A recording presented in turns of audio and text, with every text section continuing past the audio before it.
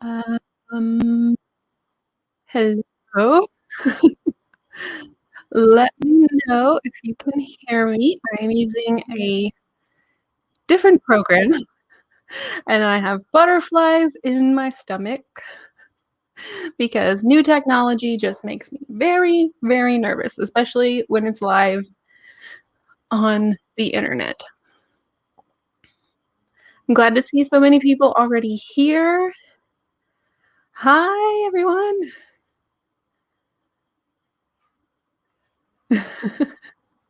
Can you hear me? Does it sound okay? Can you see me?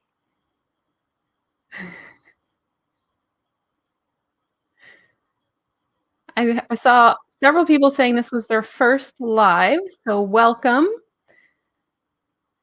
Okay, so yes, you can hear me. We can hear you. So happy to catch a stream. This is the first one I've been able to. Well, welcome. Welcome to all the first-time streamers. Welcome to everyone who's been here before. I am trying out Streamyard because OBS was constantly messing up my audio and my microphone.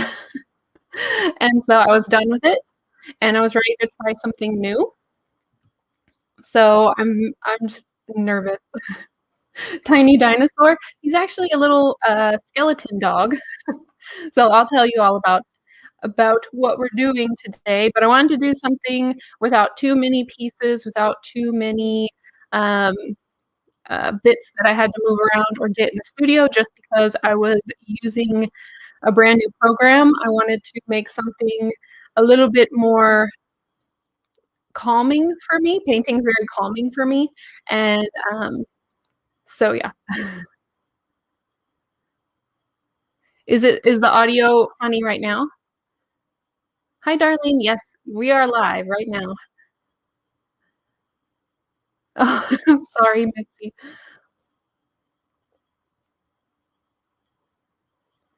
Sounds like you're in the bathroom with an echo. Okay.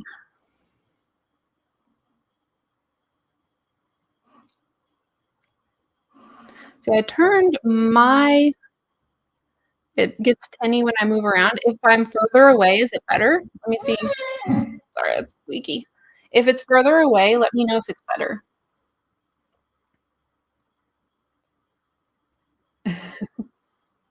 I'm making a captain's quarters for my nephew. That's awesome.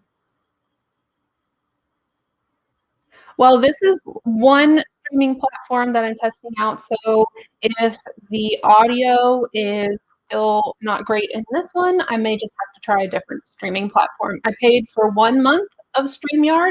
I was just going to do the free version, but I was like, I'm not really testing out how well this works unless I actually pay for, the full program. So I paid for 1 month, not the entire year, 1 month. And so I may try something a little bit different next time. But I just thought, I know people use StreamYard and like StreamYard, so I figured I'd go ahead and try it. Okay, I'm going to move it back. Someone said it was better. Is it Jean or Jeanne? Let me know it was better when it was closer. Okay. And it may be that I need to upgrade my microphone too, but I know that the problem I was having before was definitely OBS, where it was just kind of, you don't know unless you compare. Okay, all right, so closer, we're a little bit closer. Let me know if I need to get even closer, because when I did, Jean, okay. When I did the test, it was like really loud, so. Hi, Felipe. Yes. Okay, let me tell you about the painting I'm doing today. I am going to make the little skeleton dogs playing poker. So this is a pretty famous painting, dogs playing poker. And this is going to be for my Fairfield project, which is a half-scale project. And I love painting. I love painting in full size, real life, and in miniature. Now, this will probably be the most detailed, smallest painting I've ever made. And because my residents in the Fairfield are all skeletons, so I have 3 little skeleton people and I have 1 skeleton dog, I thought I could repaint this painting, but have all the little doggies be skeletons. You inspired me. I'm having so much fun making mini furniture. Yay! So exciting. Hi, everybody. It's like I'm coming through an alternate universe. Oh, I hope you feel better, Courtney. Yes. So, also the theme, spring and the bugs are coming back.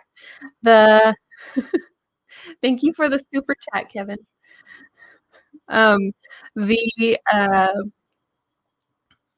Sorry, lost my train of thought.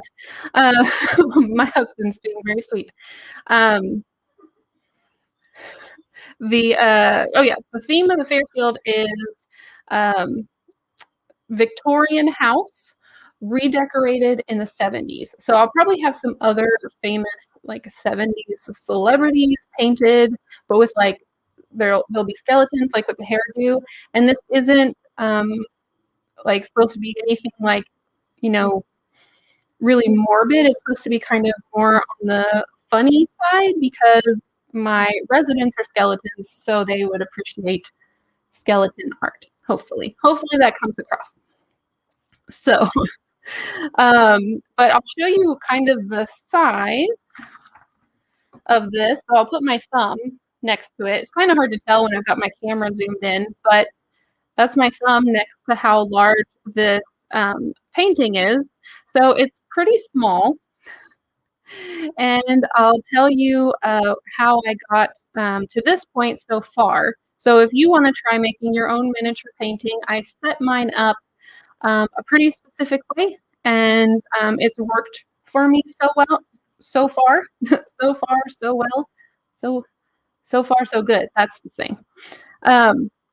This is just cardstock, and what I did was I printed out the painting, this painting, at the size that I wanted it to be. So that painting is actually printed on this piece of paper.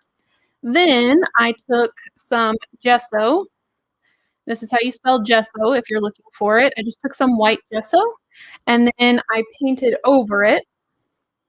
So you can still kind of see some of the colors. I have like the green table that's right here, and you can still kind of see the forms of the dogs. And you can still see that through the gesso. What the gesso does is it kind of creates more of a canvas-like texture on your paper. So it picks up a little bit more of the paint and it's not just constantly soaking through your paper. And then I had a light box. You could also do this with a like a bright window. If you have like a window with the sun coming through, you can put your paper up to it. You can't really see through it here. And then kind of trace out the painting. And then what I did was I went and searched the anatomy of dogs and tried it's really tiny. I didn't realize till I was tracing on it how tiny this is, but then I went through and I kind of traced where I wanted my dogs to be sitting, and I just kind of went over. So I looked at a Doberman skull for this one, and then these guys I just went with like a Labrador looking skull, and then this is my little bulldog skull. He's so cute. They definitely look different. I have a little sample here. So they have the underbite that comes out. And so I just did a little research, printed off some references, and that's how I start my paintings. Will you use an eyelash hair to paint that small? I will be showing you what I'm painting with and what I start painting with. And then I have all these brushes, and then I usually end up with like 1 or 2 that are my favorites. But again, I've never painted this tiny and detailed.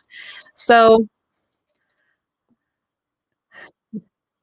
told my husband about your painting idea and had to resist smacking him because, of course, he immediately had to pun.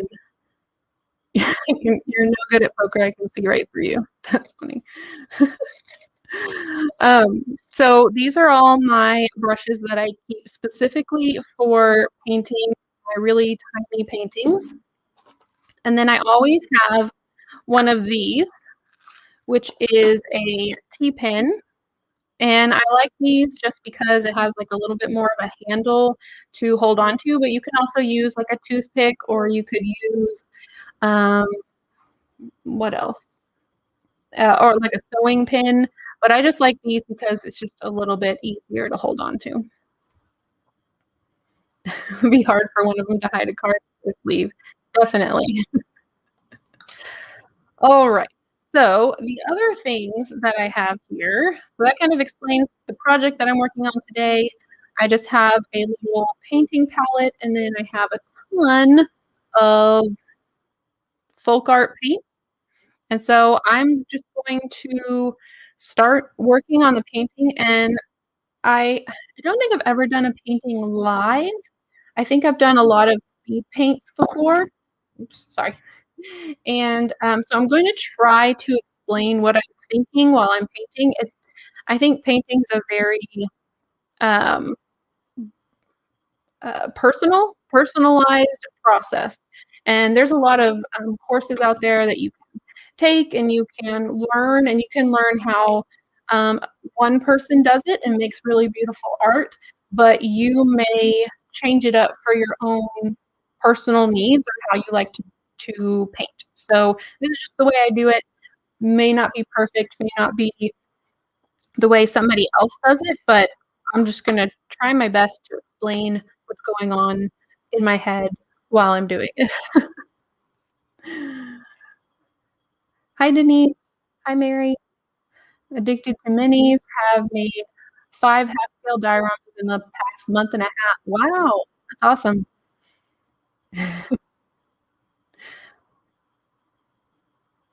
All right, so I've got the Streamyard comments and the YouTube comments, so I'm trying to like make sure I'm looking at the right thing and I don't miss them because they come in at different times. So if you see me like looking all over the place, trying to, okay. It's everywhere. All right, so the first thing I'm going to do when I start painting is I'm going to start blocking in the colors. This is a little bit more difficult here because the dogs, as we said, are skeletons and you can see through their bodies. So in the original painting, where you can't see the edge of the table here because of their little bodies, I'm going to probably have to paint that because you most likely will be able to see that part, and then I would have to paint the little bones on top. So I'm just going to start filling in color, and this part I think goes pretty quickly when it's so tiny. And I'll show you. I've been playing around with StreamYard, and I can do this, where it like my face is gone, and you can see kind of closer up. Let me see if I can even zoom in a little bit more without turning the camera off on accident. So I thought this was kind of a cool feature because I can zoom in really, really well, especially when I'm doing small things. This might be good for when I'm working on the Fairfield because then, you know, I can get those really tiny, tiny details. So I'm just kind of block in this top of this poker table. Is it called felt? I know that's what they call the top of a pool table. Is that what they call the top of a poker table? I'll probably come back and put my face back up again. But I thought this was a really cool feature, especially if I'm focusing on something and I'm wanting to show a technique, then I think it'll be really helpful to be able to zoom in. The other thing I think is really cool is I in theory, I haven't tried this, but in theory, I could use my phone. I can like, I'm about to say dial in, but I can come into the stream from my phone. And so I could And all those times where I wanted here, I'm talking to y'all again, so now I can do this. And all those times where I've wanted to show you from my perspective what I'm working on, in theory, I could take my phone, dial into the stream, and have another camera showing you, and I could move it around and stuff, and it didn't have to be connected to my computer. So that could be very cool as well. So definitely something to try out and work on. Yes, this is acrylic paint. This is folk art acrylic paint, and I'm using lime green for this. So let me go back to this so y'all can see a little bit better. And when I'm blocking in colors, I'm really just, you know, putting color, and I can adjust it. The reason I'm using acrylic paint instead of oils is because it dries pretty quickly.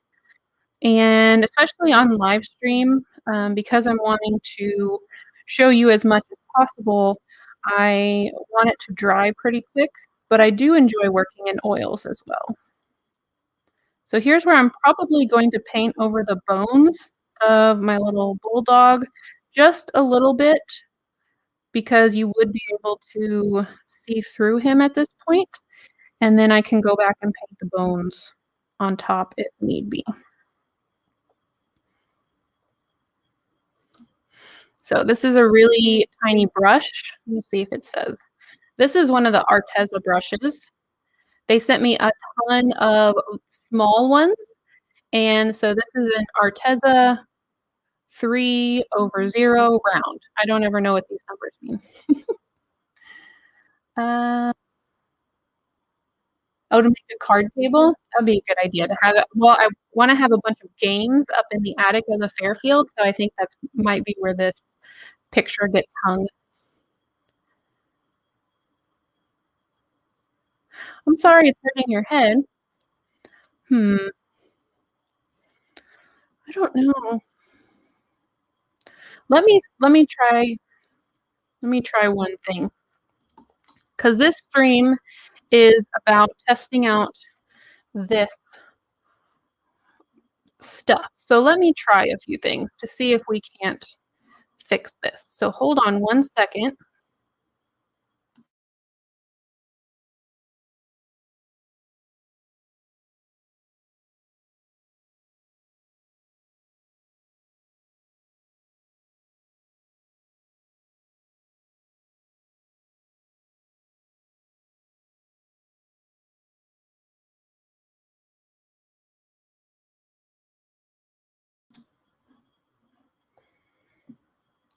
Okay. Is that the same or different?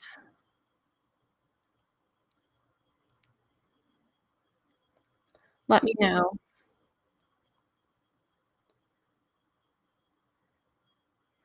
Um, just need it. How do you keep motivated with a huge project? I just, that's worse. Oh, same. Mm, more echoey. Okay, hold on.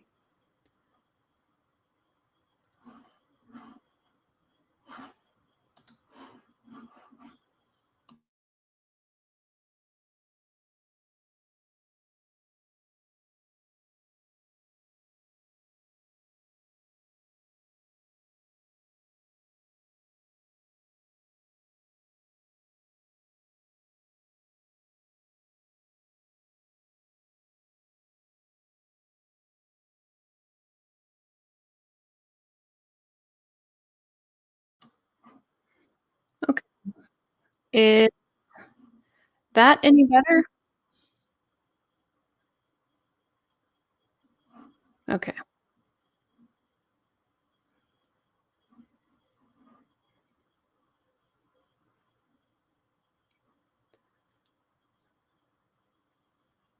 Mary said, "What if you use an earbud mic like the ones people use with their phones?" Is it better? I see Jessica says it's better.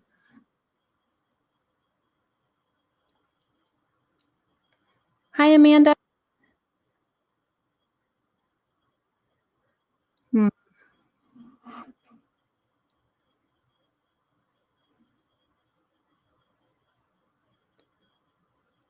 okay. Let me know. I see a couple people saying it's better. So I'll wait to see if I get anyone else saying that it's better. Okay. You think it's better too? Okay. I'm probably gonna have to play around with it some more because it was very weird. There's like 3 options for the same microphone. I didn't notice that before. Oh, still bad? Some people are saying it's better and some people are saying it's worse.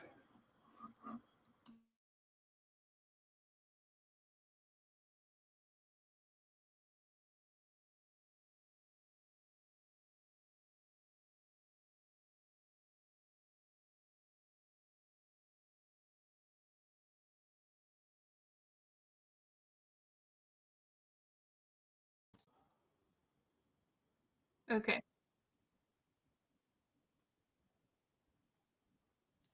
Here's my only other option.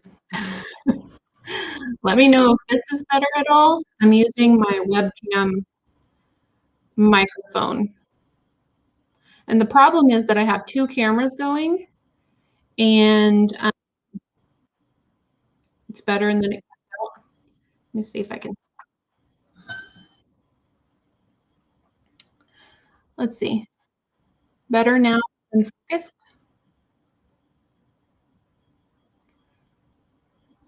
Hmm. Okay, now I hear lots better. Okay, let me see. Part of it could be also the streaming program is not good. Hmm. Don't move your head. Stay completely still.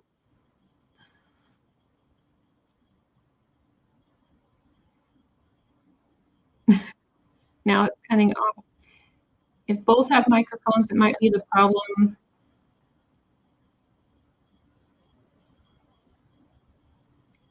Okay, I'm gonna go back to the way it was originally, and then we're probably just gonna leave it there for the night, and then I'll have to do some more tests just so that we can keep going with the painting. So let me set that up real quick.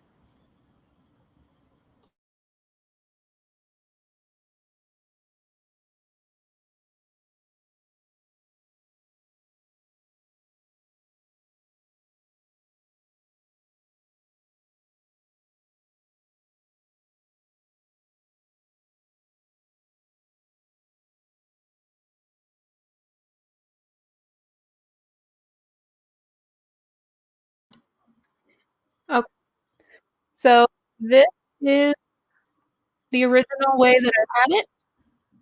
I'll move it a little bit closer, and hopefully that's okay for us to keep going for a little bit. That just means that I'll have to do a few more tests on my own.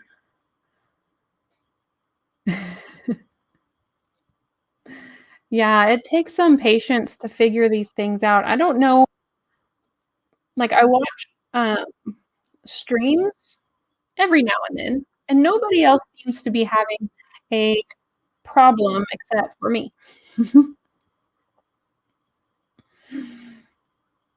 True, true.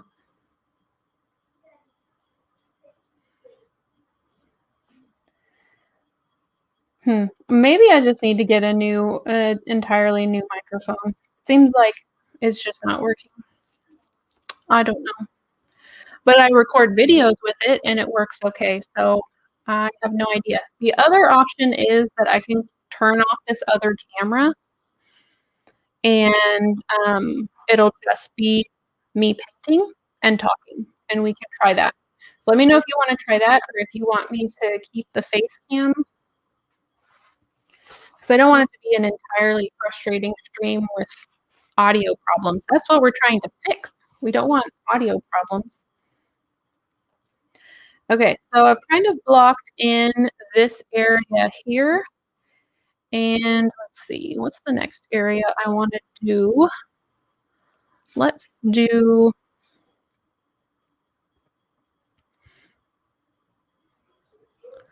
some background. So I'm going to get a bigger brush. Slightly bigger. Let's see what we got. It didn't change it. Let's see, on my end it says it looks like it's been doing okay. Okay.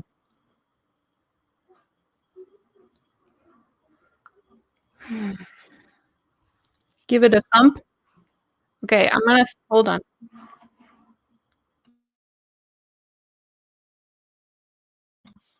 Okay, I thumped it while it was muted. Did that help? Hi, Lindsay. All right, I'm going to start working on the background.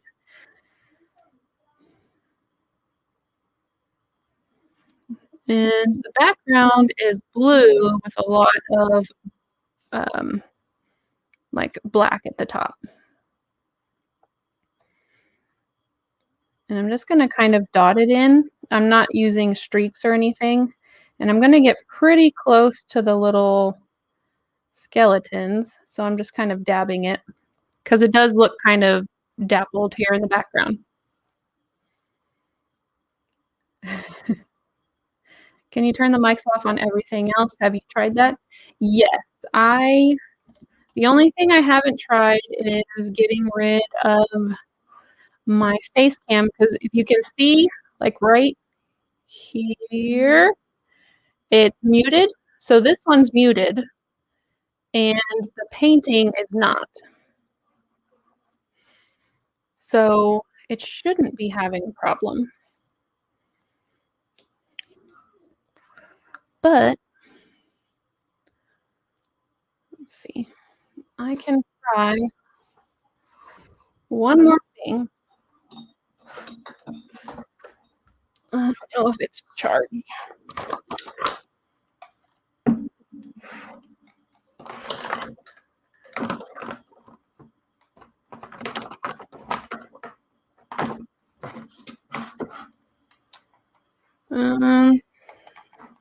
I don't know where the actual microphone for this is. There it is. We'll try this. I did say, I think the title of this was trying a new program. So, and don't feel bad if you don't care to stick around because this is annoying. Do not worry. Okay, so I do have this mic here, but it's always been a little bit annoying. So let's see if this works. We'll try it. Hold on. We'll just clip it over here. See if it works. Let me turn this one off so I don't get any feedback. This is our final result or our final option. Hold on.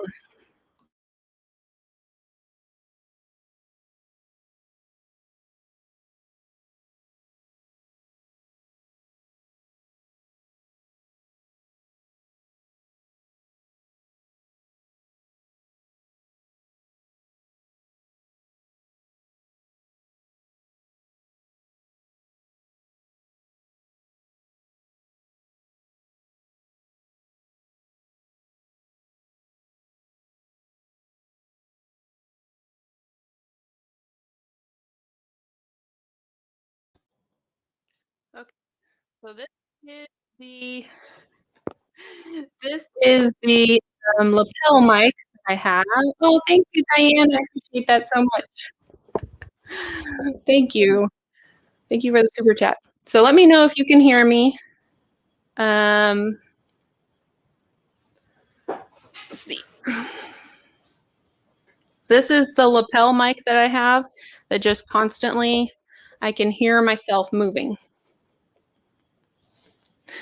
So I'm going to give that a couple seconds while y'all decide if that is good or not. And I am, oh, is it good? Oh, yay. Fantastic. Okay. I'm just going to unplug this mic and leave it alone. Woohoo! Yay, that's so good. Okay. We fixed it. Thank you. Thank y'all for helping me. I appreciate that so much.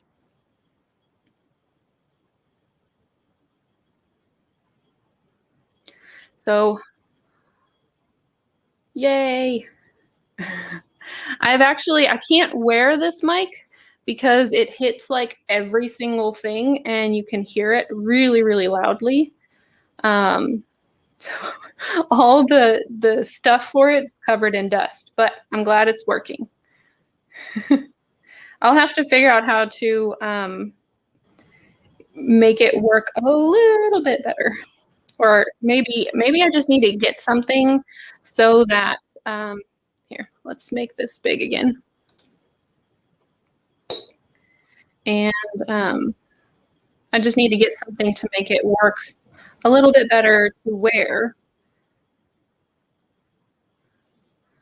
Let's see. So you need the lapel mic for lives. We don't mind anyway. We're just here to hang with you. Thank you, Megan. Put a tiny touch of red and some white in the blue. I'll go back over it. This is just going to be a base coat, and then I will definitely go back over it with some other colors. I'm just kind of getting a big chunk of it with this big brush, and then I'll go back over it. Oh, thank you, Beja. I will try to make this mic work, and if it does, just let me know if you want your donation back, because if I don't spend it for that, I don't want to take your donation. Or if you want me to use it for something else, just let me know. But if this works, I might keep this mic for live streams. I have this huge boom arm. Here, well, I better not mess with anything. I have this huge boom arm for this mic that never works. And now I have this little bitty lapel mic stuck on it.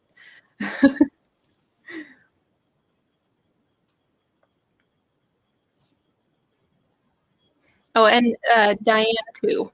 Let me know if you want me to use your donation for something else, or if I don't end up getting a new mic, because if this is working, then that might be what we do for the rest of the time, just as long as the battery holds out.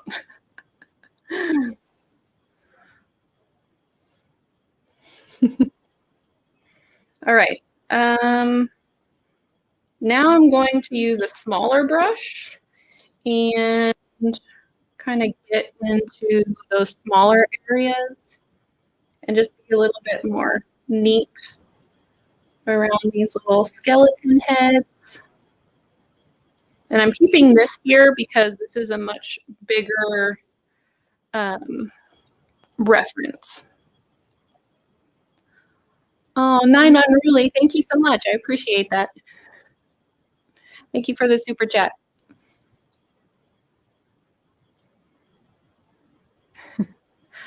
Might be my internet connection. That's true. It might be, let's see. I would love to have fiber. Is it fiber optics, fiber cable, fiber something? It's fiber something. They put it in the ground and then it makes your internet like a ton faster. So if that ever becomes an option, then I will definitely be hopping on that as fast as possible, because that would hopefully mean that I would never have to think, oh, it's my internet. And then I could focus on other problems it might be. Oh, thank you, Debbie. Thank you. I appreciate that.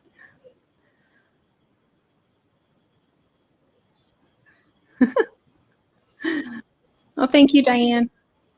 Fiber optic, that's what it is. Thank you, Dave. Streamyard is glitchy. I use it all the time. It will go black and get fuzzy from time to time. I'll have to go back and like sometimes I do go back and watch my streams just to see what you all are seeing, because I can't watch it at the same time or else it's using up more of my internet power. So I go back and watch and try. Well, I go back and try to get timestamps so that people who are watching the replay don't necessarily have to sit through all the mic adjustments if they don't want to. But then I can kind of see what you all are listening to. Let's see, this is a chair. So I'm looking here. This is a chair right here. And this is probably wall goes straight down because this is like a grandfather clock here. It goes down so you'd see it in the back of this chair, which is open.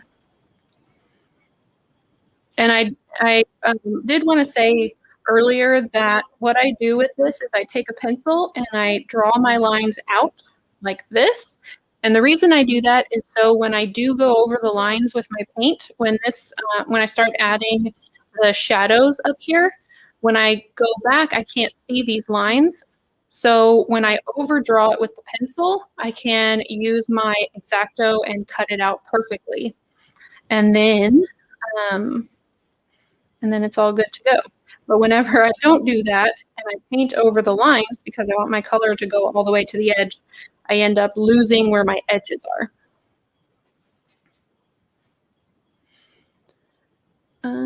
Let's see. I like clicking back and forth. I feel fancy. I can click back and forth. I found having my computer hardwired to the router fixes a lot of sound issues. Oh, okay. I'll have to ask my husband about that. He's my technology guy. I have fiber and you can still have issues. It is much faster. We're mostly fiber optic cable in the UK. Sorry to leave so soon. Bye, Kelly. When you get a chance, email me so I can download. Okay, I will do that.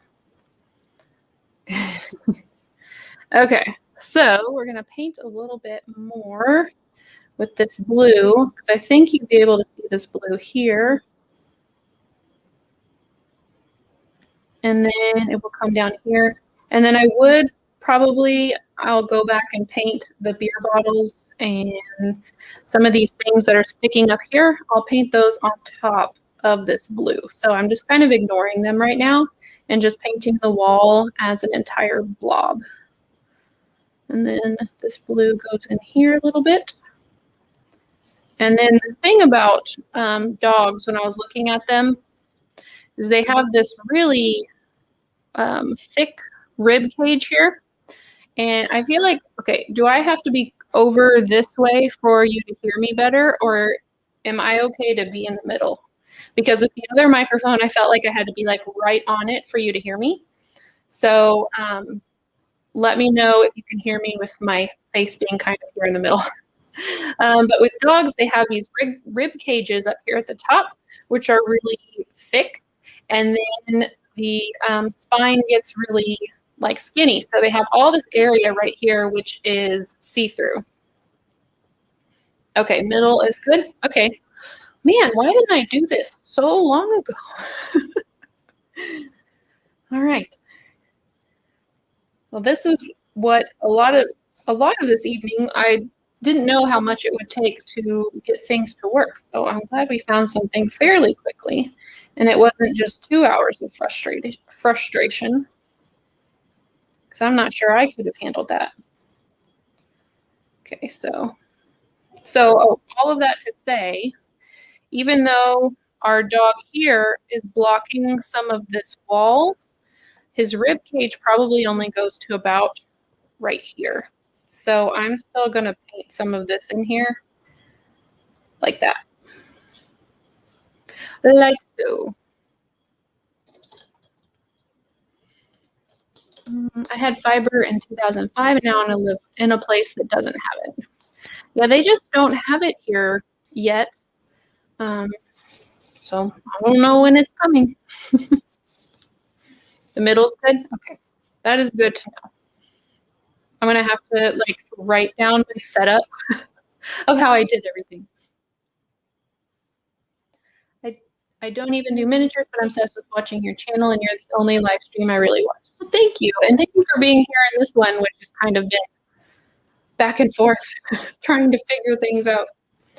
Okay, so now we're going to add a little bit of shadows into this back here, because if we can get the background down really well, then I don't have to worry about it again, which would be nice. Let's see. This does not want to come out. It's great that you got StreamYard. Now you can be a guest on other channels. Yeah, that is another feature that it has, that you could have multiple people on the stream. So I think that's really cool. I've seen some streams. I know, June, you've had some streams with multiple people on them, and that was really neat to have other people talking. Because sometimes I feel like I honestly talk a lot. I never really run out of things to say, but it would be nice, like if someone was coming on to talk about something specific that I really don't know about, but my audience would like to know about, that would be cool. All right, so I am going to, let me turn this so you can see. I'm going to get just a little bit on this kind of fluffy brush. This is the one that I was using to kind of blot in the background. So I'm just going to get some of the black paint on there, and then I'm dabbing most of it off. I want to start light because I can always add more. So in this corner, we've got a lot of dark over here. Excuse me. And then I'm just going to start dabbing and adding more and more until I like how it looks. And then even down here where it's kind of behind the dog, I might add some down there because I don't really know what it's supposed to look like down there. It does get lighter in the center of this wall, but I imagine down here it's probably dark because it's going to be blocked by the shadows of the table and the dogs. So I'm just going to dab some down here. Dab, dab, dab. Okay. Get most of it off, and then there's some more shadows up here. And over here. That's a lot. I'm not getting enough off of my brush, so it's getting really dark. That's okay. We can always go back with more blue. So let me get some blue and kind of blend it a little bit. That's a nice thing about acrylics is they dry really quickly, and then you can just go over it with more acrylics.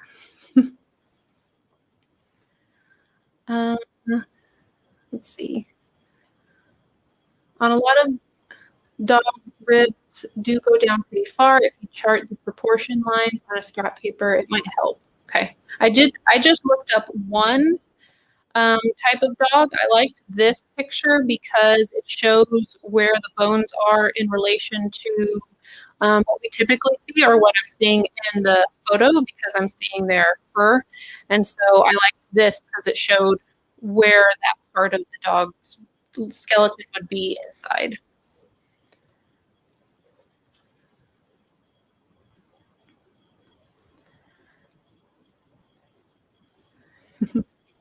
Okay, so let me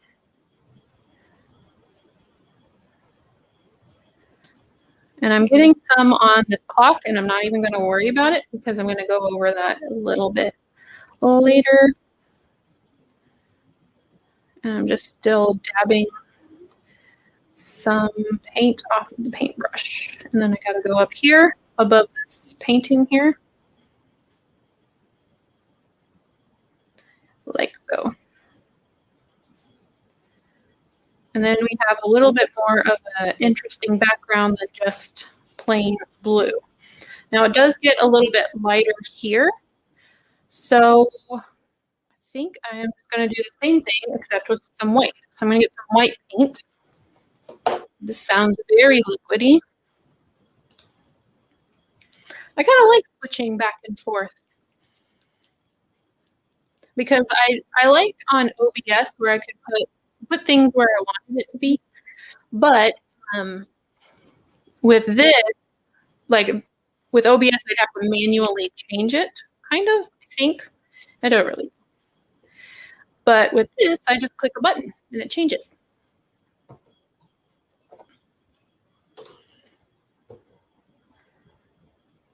Thank you, little crafty kitty. We are doing a miniature painting. So still miniatures, but just kind of a different art form in miniature. And I really do, I love painting miniature paintings because I feel like it's a lot less pressure, I feel like, personally, because it's just a tiny little scrap of cardstock. And if I mess it up, oh well, I just, get a new little tiny almost said a scrap of cardstock and start over. And I feel like, there's a lot more pressure if you're trying to work on a huge canvas. It's just a little bit more intimidating when you have just a gigantic art space. And when you have something smaller, I feel like even though it's like more details and a little bit more, I don't know, you have to get in there and do tinier details. I feel less intimidating. Let me know what you think. Have any of you tried to do a miniature painting before? I know some people don't care for painting. I know some people do miniature drawing. I'm going back and I'm getting just a little bit of blue on here. And I'm going to kind of blend everything. Because I felt like I got a little bit too much white. And this is going to look like a mess right now. But then it will, it'll kind of, once I start crisping up the lines, it'll start to make a little bit more sense. I have a lot of fun painting art cards. I've done some artistry cards in the past before. Those are really fun. Do you find it easier to paint in mini versus large painting? Yeah, I like having a large painting, but I really love painting small, and I don't know, I feel like I can get it done a lot faster, and there's less room for me to mess up because on a big canvas there's so much more room to mess up. Why is painting with oil so popular? I've never used them, only acrylics. I like painting with oils. I feel like you can move things around a lot more for a lot longer. And that's why I like oils. Earlier someone said to add some red. So let's add some red into the background. I think right around here I do see some red. And probably the reason the artist added in a little bit of red is because the red on the shade, it's not a ton, but there is just the tiniest hint of red in here. So we're going to try that out. But oils just give you a lot of working time. Echoing again, kind of fading in and out. Well, that probably, let's see. I wonder if I just have like too much metal stuff around me. I don't know.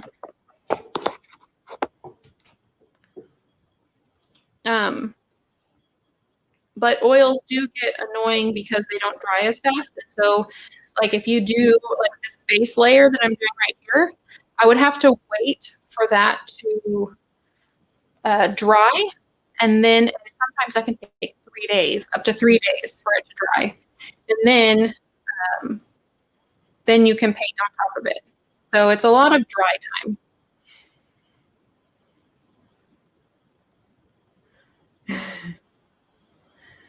Let's see. I've had trouble with determining the best ratio of negative space. I tend to have too much or too little. Yeah, I don't have to worry about that too much on here, thankfully, because I'm using somebody else's already hard worked out thing here. I can't think of words today. It is hard to paint while you're thinking, that's for sure. Someone said that earlier. So I added a little red. It might be a little bit too much, but I'm going to let it dry, and can let me know what you think after that. But while we have red in there, we can go ahead and paint the lampshade. So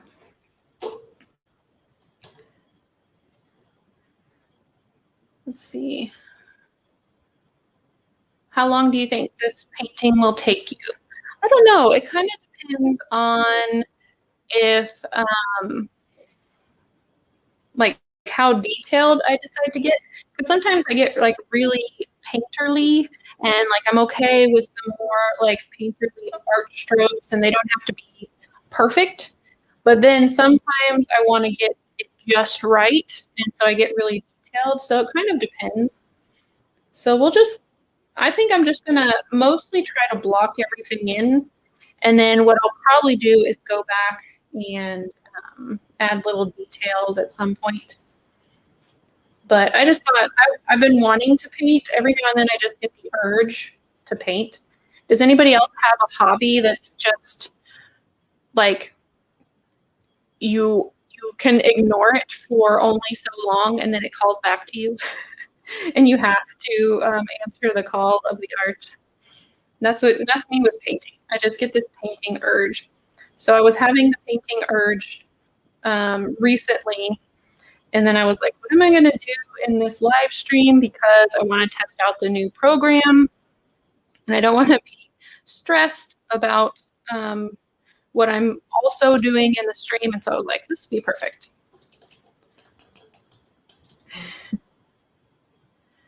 Let's see.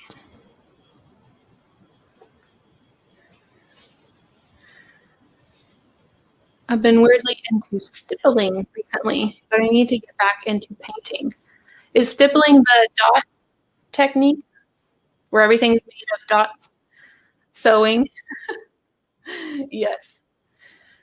I don't have the sewing obsession, but I know many people who do, and all of a sudden it just will hit them and they have got to sew something.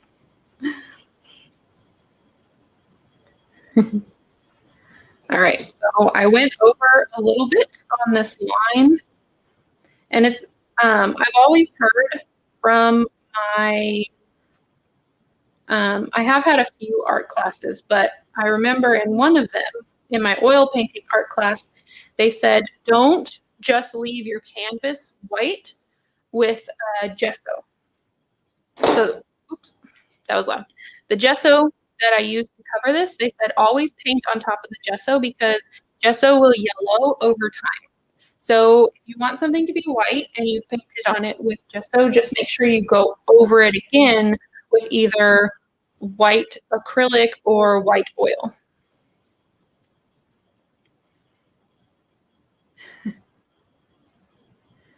Let's see.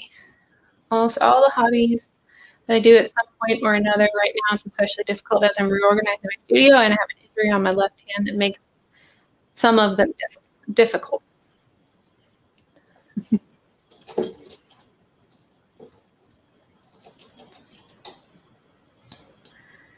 Okay, so now we've got our light in there, and what you're seeing here is actually the pencil coming through, but I kind of like it, so I might not go over it with paint. I might just leave it that it's shining through and making those for me I might add details later. I don't know.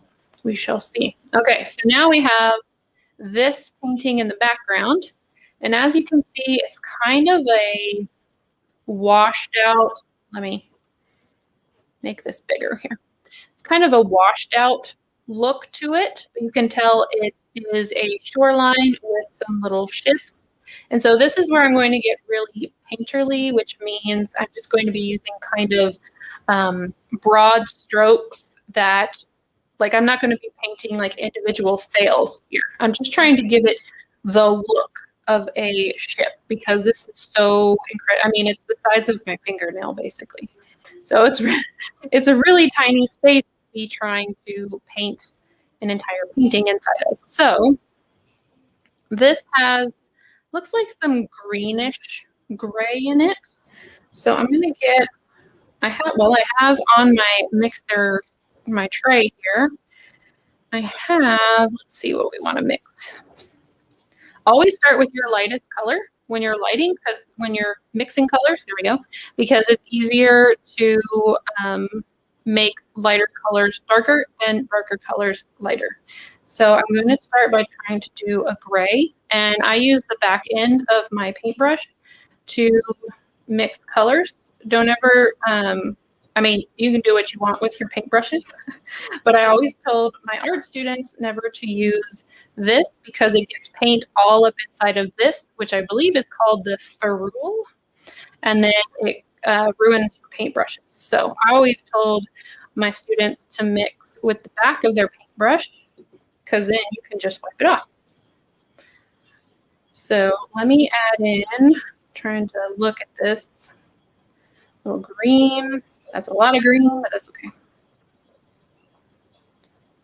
Because it has this kind of murky green sea look to it. Sorry, I'm missing comments. Let's see.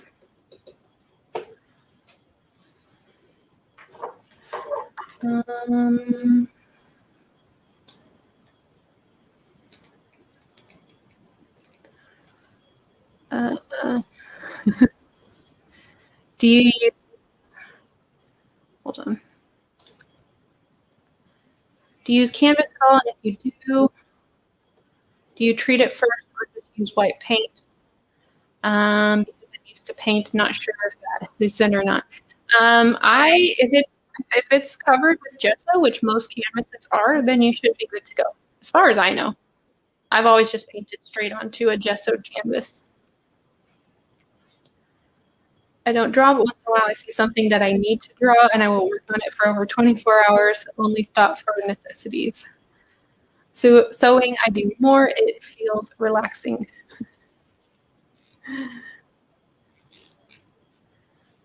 That explains so much. My paintbrushes are dead. Yeah, you will keep them for a lot longer if you mix with the end of your paintbrush. Oops, I'm behind on comments. Sorry.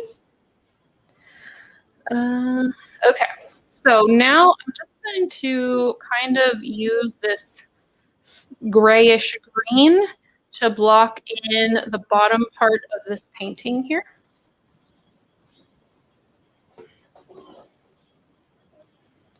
So, and I'm going to do the inside of the painting before I do the frame, because the frame is going to be really precise. And so if I kind of have like a mess on the outside, mess on the inside, then I can use the frame to kind of like straighten it all up. So hopefully that's my theory. That's what my brain is doing. So that's what my goal is while I'm painting live, is to just kind of give you like my thought process of why I'm doing certain things. No guarantee that it will always make sense, but that's what I'm trying to do. Okay, I'm trying to get it to where you can see it and I can see it. So now it's got like these little wavy bits here, and it looks like it's darker back here. So I'm going to take a little bit of black. Let me turn this. I have black on my brush, and then I'm just going to kind of pull out some of the same color and kind of just dab it into the black here. And so this part over here is darker. So I'm just going to kind of stipple it in there. Stipple it? Is that the word I used earlier? And then I'm just going to kind of do it here and there. Water's hard to paint. I will tell you the truth. It is hard to paint. So the fact that I'm not having to do it very close up is a good thing. And then I mixed all that paint into my white. So now I need to pour some more white. This white is very liquidy. That's okay. So I'm going to just get a little bit and get most of it off my brush. And then stipple that in as well. I'm ignoring the ships for now. I had them kind of painted on there just to remind me that that's what they were, but I'm ignoring them right now and working more on just this rectangle of ocean. And it's not going to be perfect. That's okay.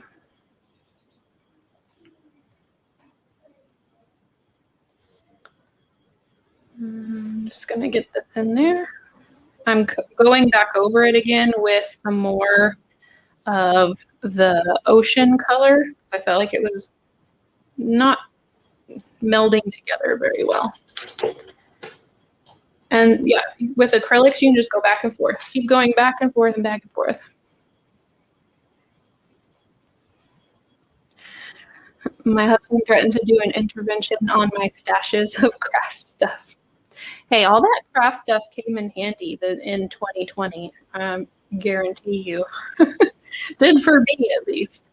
I went through a few stashes because couldn't get anything else. I'm like, well, it's time for my craft storage to shine. Okay, so now I'm just going back and forth until I like this. And it's really just pushing paint into areas until I like how it looks. And then if I don't like it, I just go back and push different paint into different areas. And this is why people can work on paintings for years and years and years. All right.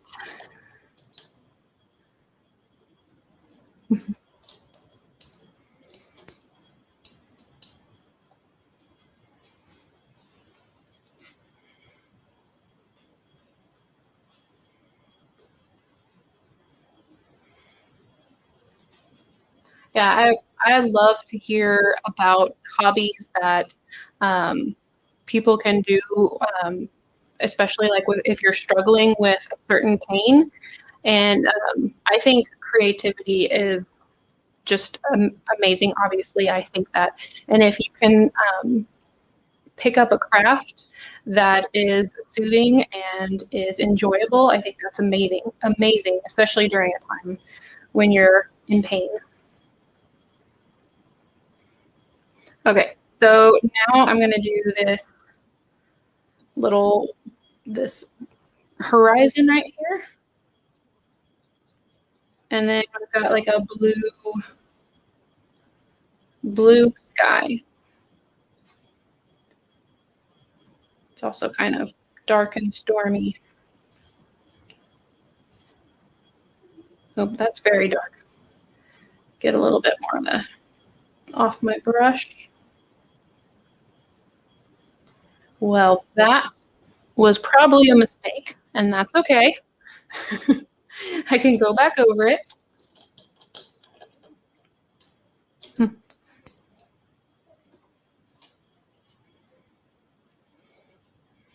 Junk journals. Oh my goodness, I love seeing people's junk journals. I think I've tried to do them, and I have done them before, but I like to see other people's more than I like to see my own. I would love to just sit there and like look through people's junk journals. They're just so fascinating, the different bits of paper and just cool. Okay, I'm just kind of mixing all sorts of colors together here. I think I'm spending a little bit too much time on this painting that's in the back that anyone probably doesn't even hardly notice. So I'm just gonna do a couple more swipes with the white, and then I'll probably try and get the chips on there.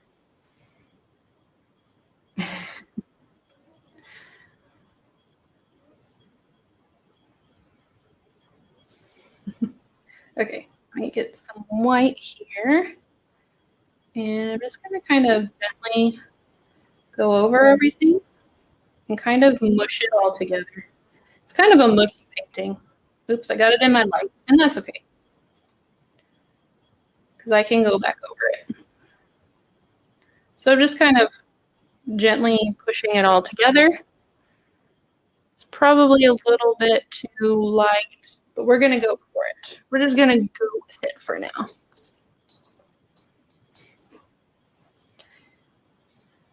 Let's see. Okay, so now let's do some ships. I really like switching these cameras back and forth. I feel really cool. Okay, let's do just a gray ship. I'm gonna get a smaller brush. Okay, this is the smallest brush I have. Super teeny tiny. This is a Master's Touch 20/0 called a spotter. And I like this because the bristles are so short that I feel like I have a lot of control. So this is what I'm going to use to try and put some little tiny sailboats on here. So there's one that's kind of right here. And even on here, they blend in a lot, so I'm not worrying about it too much. I have the power. I do. I have the power to flip my cameras. Okay, so now I'm going to do this little one back here. And this one's a little bit darker. So I'm going to get a touch of black. Mix it in just a little bit. And this one back here is just super tiny.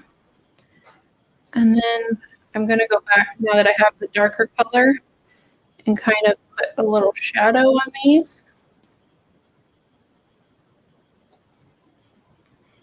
And let's see, this one's a little bit lighter, so let's add a little white. I'm just going to kind of lightly dust a thin bit of white over the top. So I'm getting most of it off with my brush. And this is just little tiny adjustments that my brain is making. It's saying like, oh, that one's lighter, that one's darker. So I'm just adding what I think will work in those areas. And then a little highlight on there. That was maybe a little bit too much. Okay, we're going to be happy with this for now. And by we, I mean me. Sorry if I'm missing any comments or questions. Rachel's super awesome about making sure that I see questions. So, and I do go back and read through comments as I'm looking through my streams. So I do read the comments even if I'm not catching them right now. All right, so now let's do the frame. Let's make the frame look a little bit nicer. And I'm not even going to worry about the white part of the light until I get the frame going. So now for our channel's favorite color, brown. I'm just going to do, I mean, it's kind of a yellowy brown on here. I'm just going to go with what came out of the bottle. I'm not even going to try and mix it. So this is where, like, I used to like tape these down, especially when I was filming and I knew I was going to do a speed paint. That way I wasn't just flipping it all over the place and making everyone dizzy. But it is nice if you don't have it taped down, then you can move it and it's a little bit easier, especially if you want to paint something that has straight lines. Like right now, I'm flipping the canvas so that I can use my natural hand movement to make a straight line.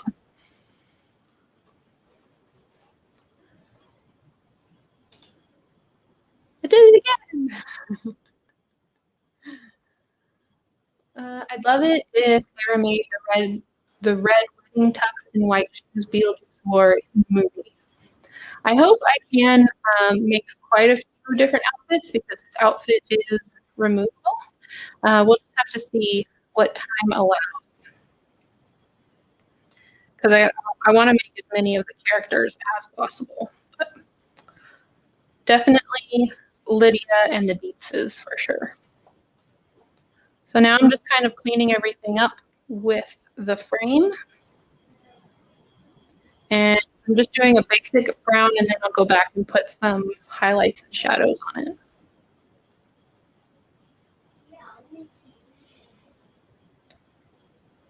I'm probably not going to get this super duper straight, but that's okay. Gonna get a little bit on the chair here and just keep going around.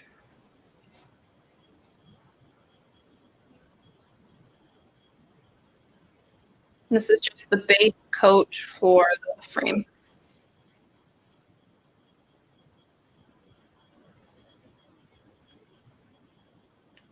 And I'm going to get close to the skull. I'm probably going to paint a little bit on the skull, and that's okay because I can go back and go over it.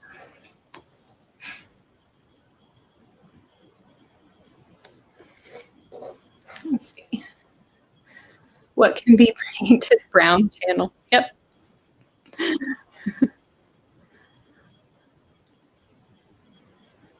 Thank you, Val.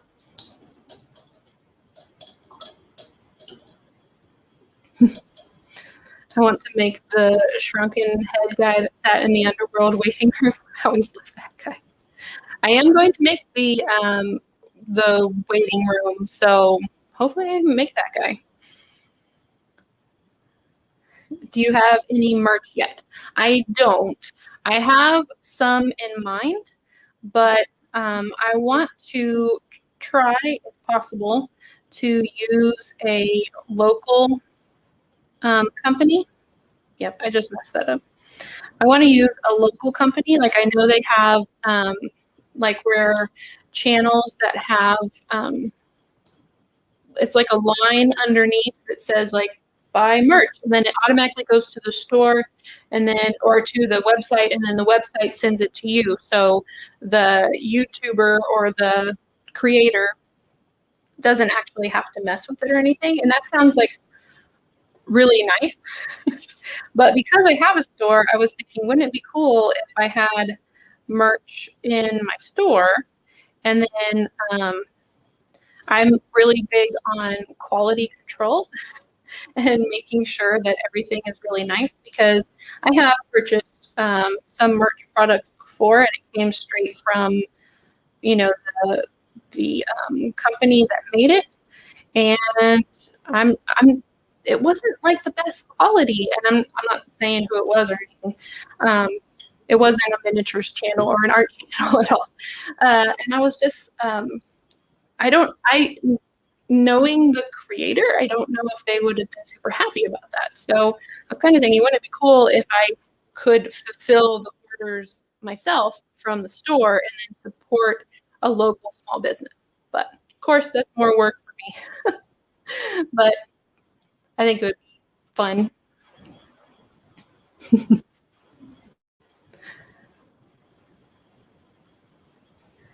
Okay, let's see. So we've got kind of a shaky little frame there, and that's okay. Let me put some shadows.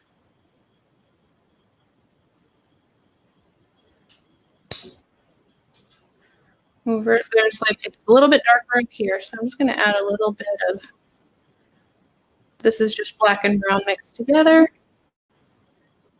Just a little bit, like so. Just to blend it in with the shadows that are up here. And this is where I'll show you how I kind of use this tool. Let me go back. here. And so one way that I can do this, I'm going to hold this in my hand. There's a line of shadow right here. And then, so I can just dip the very end of this in here, and I can just run it, and that creates a very fine line. Now, it takes a while because it's not a brush. It doesn't hold very much paint. It basically, you're just kind of scraping the paint on there, but it does make a very fine line. You just have to be kind of patient with it. But you can see how fine that line is. Even with my smallest brush, it doesn't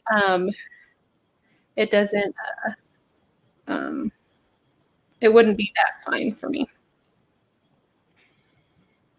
Let's see. You're welcome for the slogan. Oh, I missed it.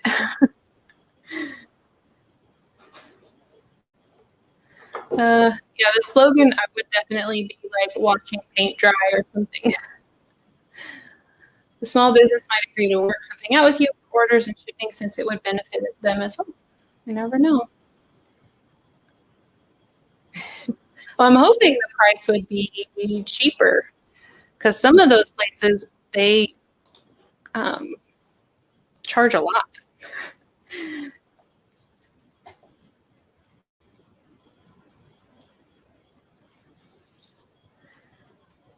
Oh, Megan, send me an email.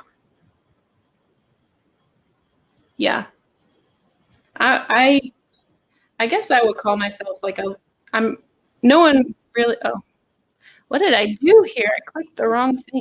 There we go. Misclicked. I'm a small business. I don't know if I'd call myself like a local business because you can't like walk into my store.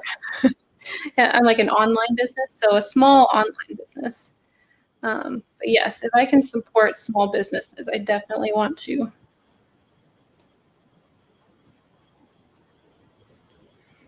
So I'm just adding that shadow, and the little drop shadow here is just really making that frame pop out against the wall.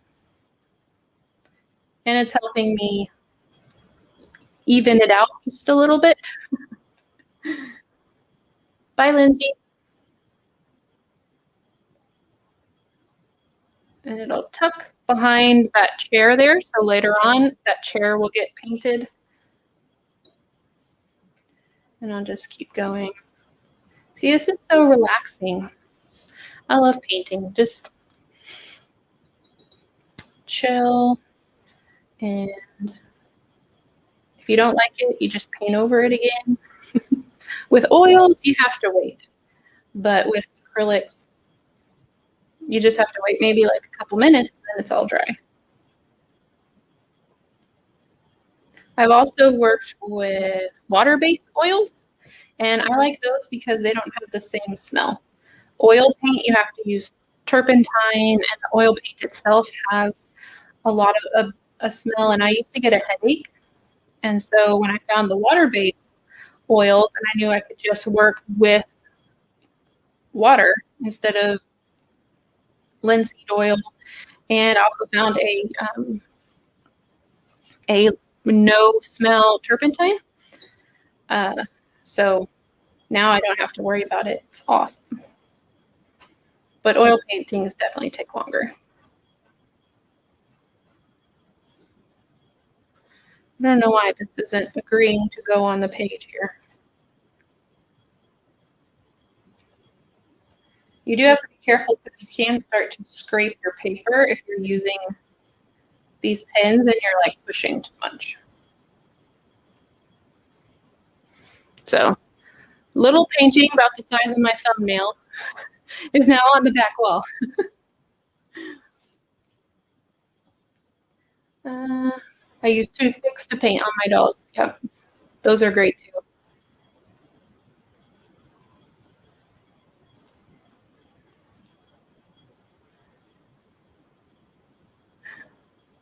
Let's see.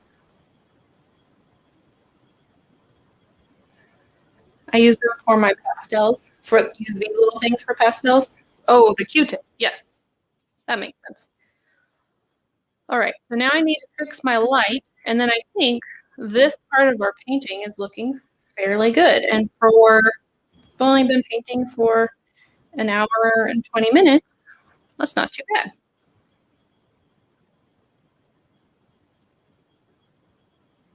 And I will tell you, usually my face is a lot closer to the painting than it is right now. I'm trying to make sure that my head is not in frame. So usually I'm like,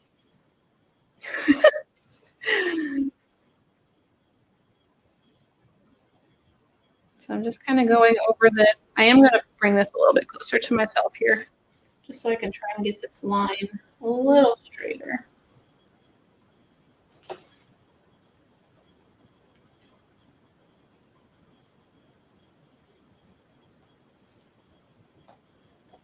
Well, that doesn't want to straighten out. Hold on. Okay. Much better. This probably will be a little bit more of a painterly piece where the lines aren't completely perfect, and it'll be an impression, which is where the word impressionist come from. It'll be an impression of what is in this picture, the original. How on earth do they make water-based oils? They're not supposed to mix. I have no idea. I don't know how it works either. I have noticed that they're a little bit more gloopy. Is that a word? Like you get more oil chunks in the paint. I feel like it doesn't smooth out as well. You can also use the water-based oils with oil, but then you can also use them with water. How that works, no idea. All right, so what part shall we paint next? We've got our clock over here, and that looks like it is a pretty dark brown, and I'm going to have to differentiate between this brown and the brown of the chair. So I'm going to have to be mindful of that. So, but I also kind of want to paint a dog. Sometimes I just get bored of going in a logical order, and I just want to paint something more interesting than a wall. So let's see, what dog? We might be able to paint this dog right here in the center. So maybe let's focus on painting a dog and see what we can do.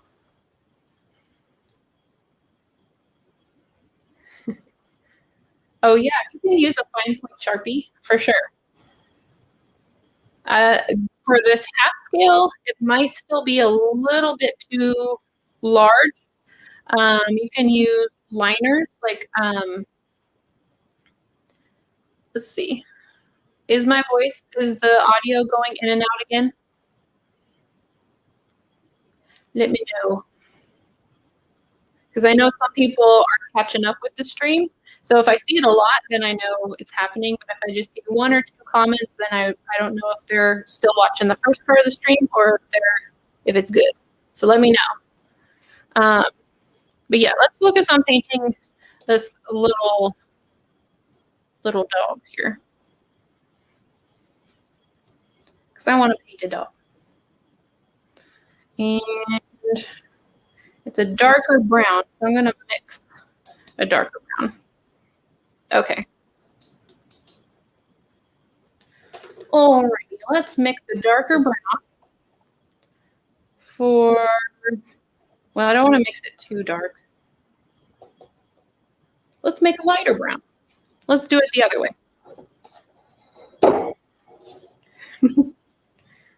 We're just going to mix a lighter brown. They don't have to be exactly the same as in the painting. We're changing it up. Okay. Yes, micro liners. That's what I was thinking about.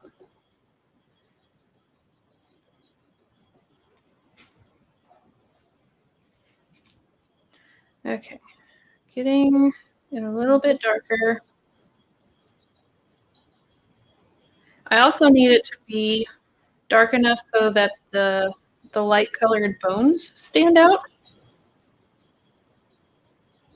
So it's going to be a delicate balance between it being a different color from the frame,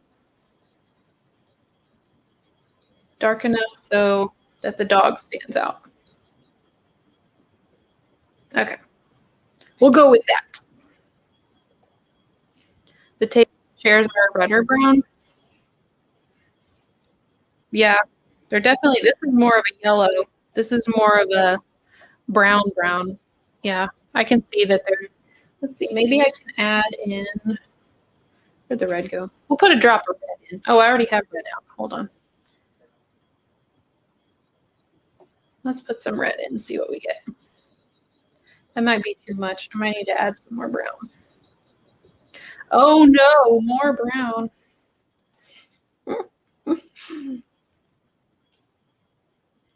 Okay.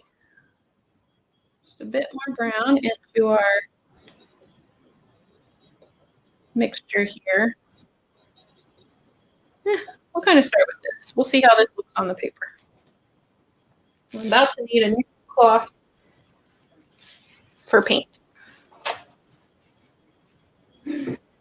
Okay. Let's start with this. Let's see how this goes. We'll make everything bigger. There. So I'm just going to be painting in. It looks a little bit rose here, but once I put it on the paper, it definitely comes across as brown, I think.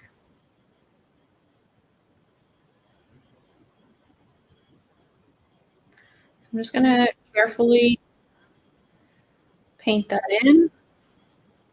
And since we spend so much time on the painting, I'm going to try not to get anything on the frame.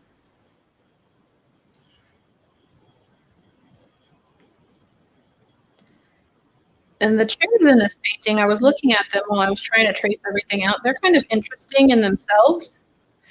There's a very curvy and carved, and they look like maybe the painter wasn't being like super careful with them, but they look like maybe hand carved chairs. So I thought they were really interesting looking. So I kind of want to make sure and I get that feeling in there of the rounded chairs. I'm going to put a little bit of this chair paint here because you would be able to see through the ribs, and then I'll paint the ribs over the chair color. That's the plan. So we got a little chair right there.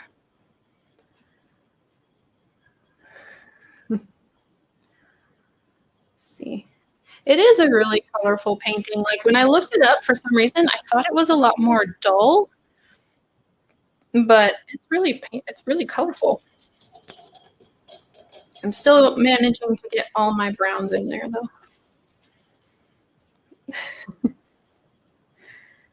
Okay, so, and then I also need the table. I think, actually it's lighter. I was thinking it was going to be darker. Okay, I need to pour out some more white again.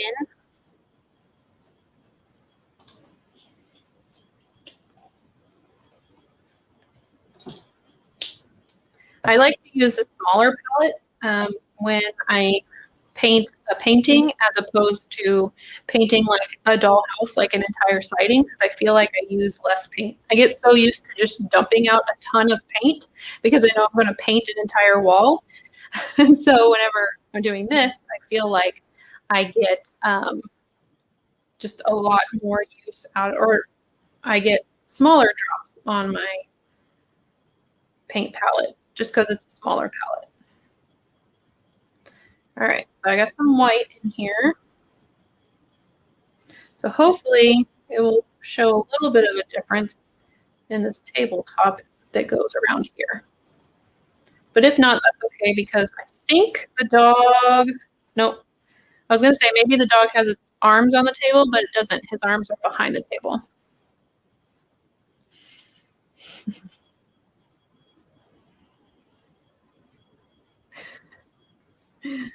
Okay, so, and then I can also add a little bit more white here. Again, I don't want to conflict with the bones. We get the bones on there. So it's kind of a balancing act between colors. I'm just going to go ahead and paint in the top of the table here, which got quite a bit of light on it, so I think it's okay that it's pretty bright. Where did that go? Once I get enough colors on here, I start losing where all my paints are that I'm using. I got to paint in between the slats of the chair. And then the side of the table is going to be a lot darker because the light's not shining on it.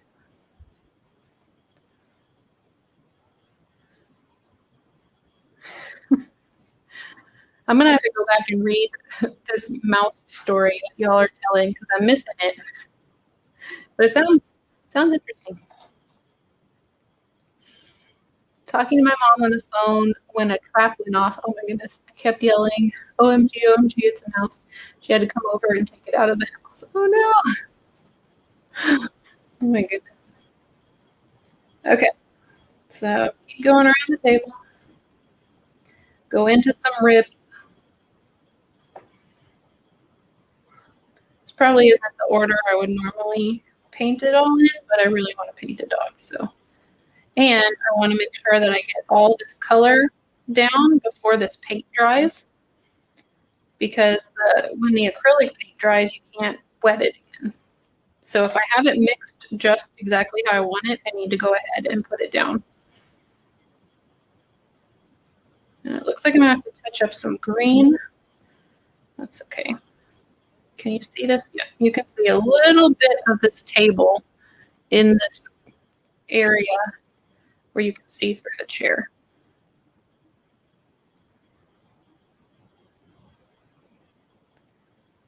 And I think that one of the things I really love about painting is you just kind of see the painting like come alive as you're working on it.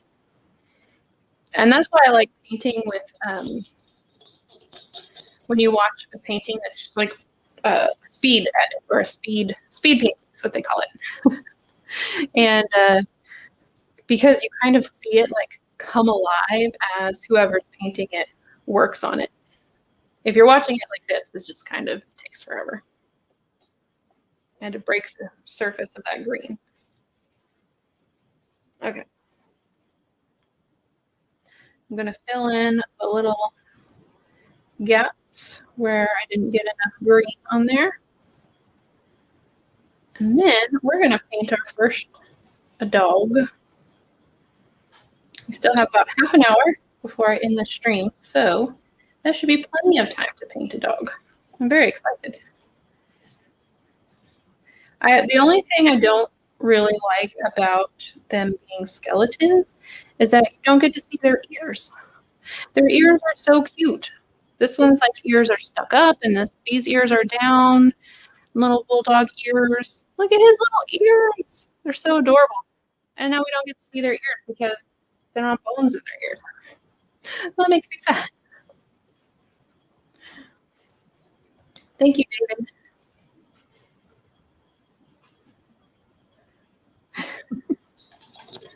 Maybe I should do a painting next with mice.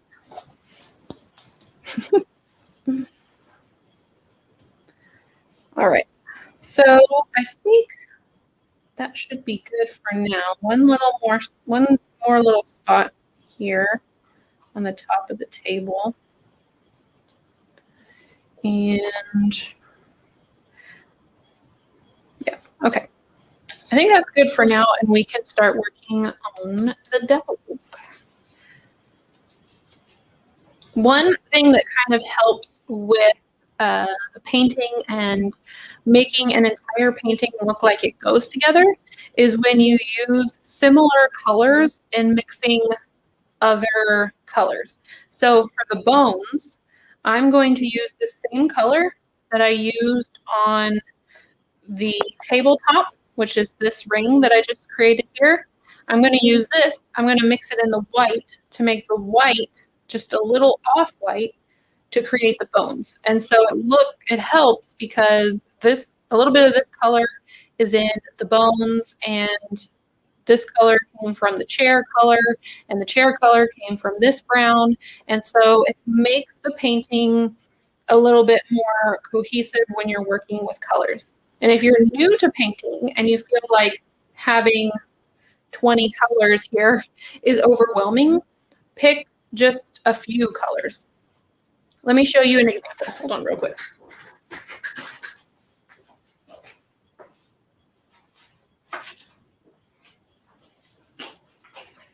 Okay, so I painted this a while ago, and the only colors I used in this were blue, brown, black, and white. Blue, brown, black, and white. And you can still get, a lot of interest in a painting using just a few colors. But when you just have a few, you really have to work on your shades and your highlights. And honestly, sometimes I think it makes a painting just a little bit more like, well, that's interesting because there's just one specific color standing out. So in this one, it's blue. So that's just a hint. If you're getting started painting, limit your paint colors and then work on shadows and highlights. And that'll be a great place to start. And then you can keep adding in more colors, then work with 3 colors, and then work with 4 colors, stuff like that. So I really love limiting paint palettes, but this one's just got like, I don't know, lots of colors in it. Thank you. Yeah, colors can be super overwhelming. So if you limit it when you first are getting started in painting, it'll be, a lot less frustrating, I think, because then you're not trying to match the original colors. You're kind of doing your own thing and focusing on one color. Okay, so I'm taking a little bit of this paint that was the tabletop paint, and I'm going to mix it into the white here, trying to avoid the green. I just want a very light off-white for the bones. I don't want it to be like, this is going to be the whitest white. And then the bones are going to be slightly off.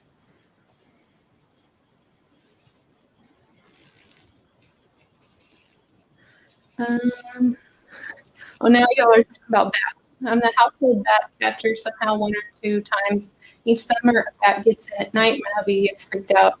I'm not afraid of critters, so I get a towel and catch them. What's your favorite tool in your craft room?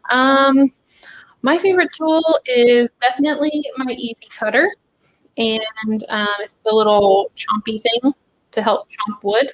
Anything that makes it easier on my hands, love that. I'd have to say, I do have to give honorable mention to my laser cutter.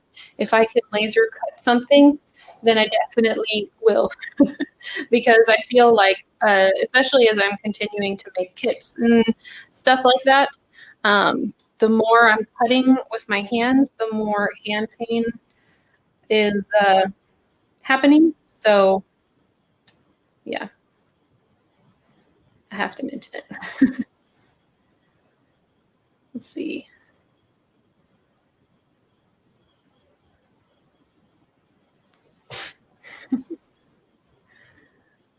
David Martin did an Eastern style winter dragon with just white, ultramarine blue, and burnt umber. It's awesome. It doesn't just look like 3 colors.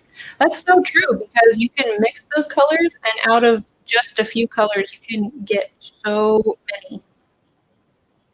And I learned that in one of my oil painting classes, was just limiting your colors. And I would have never thought in a million years I could pull so many colors out of just a few, just by mixing. So I'm just going over the areas where I know the bones are going to be. And this guy has his little paw sticking up here. So I'm going to stick his paw up. I'm just going over with the color that I mixed. And then I'm going to have to add ribs in here. This other paw is hidden behind this doggy. And the shadows is what's going to be what brings this to life, because right now it really just kind of looks like a blob. So it's going to be the shadows that help. Is one of the dogs wearing a hat? No. Huh. Well, I thought, is this the right painting? Wasn't one of them wearing a visor and something in some version of this? Let's see. Will there be a chair that goes with your captain's desk kit? Yes, I do want to make a chair, but I think it'll be, you'll be able to purchase it separately. But the captain's desk is on hold at the moment, unfortunately. I just got to get the little legs figured out because I was 3D printing them and they just kept breaking. They were not strong enough in the least bit. So I am just painting the little ribs, and really it's just blobs of paint. That's it. If all you're seeing right now is blobs of paint, because that's all I'm doing here. So the trick is going to be adding the shadows, especially this is where I can't really focus on this version. I have to kind of check out these references to see where the shadows should be. So there would be shadows in the eye sockets and in the nose area and around here. And there's also this kind of hole. I don't really know what that is, but we'll try it out. And this is going to get really, really, really tiny.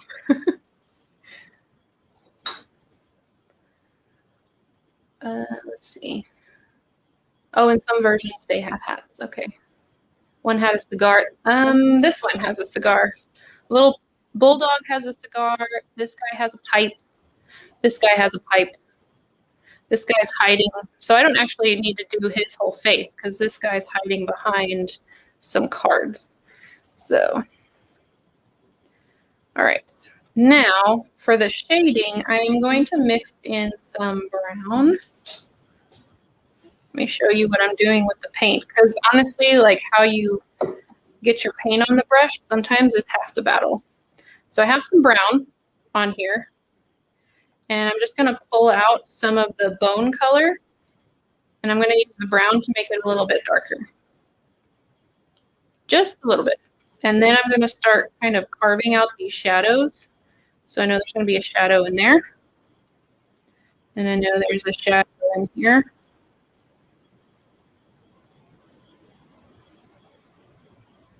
It's just kind of putting your blobs of paint in the right areas. And then there's going to be a little nose area. And let's see where his shadows are. He doesn't really have shadows, a lot of shadows, because the light's like in the middle. So I think I need to bring his nose down a little bit further. So let me get some of the bone color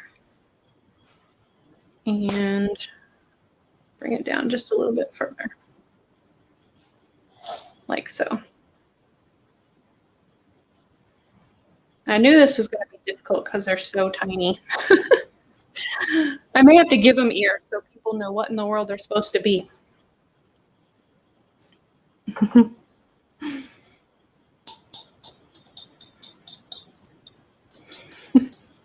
I want one of those ceramic palettes. I've seen them if you go in the watercolor section. I think that's what they're for. But they're really, really easy to clean off. So I like them for that reason. Because you just go wash it and it washes off. I feel like the plastic ones, it's harder to get the paint off. And the ceramic, it just kind of slides off. Okay, so now I'm getting some black. And I'm going to do the same thing because I want a little bit of a darker shadow. I've got my first shadow in with the brown. And I'm going to get most of the paint. When your paintbrush is this tiny, it's so hard to just get paint on the very end of it. Okay, so now I have some black mixed in, and I'm going to try and make these shadows a little darker. And then think I'm going to bring the shadow down. Down, maybe? I don't know. Right now I'm guessing because I can't go really off this reference. I can't really go off this reference because it's not facing the right way. So I'm just kind of guessing at this point. And we'll see what happens.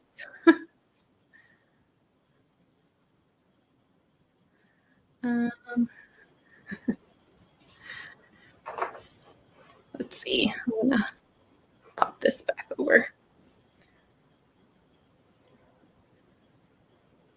Go back in with some more bone color. Try to clean it up a bit.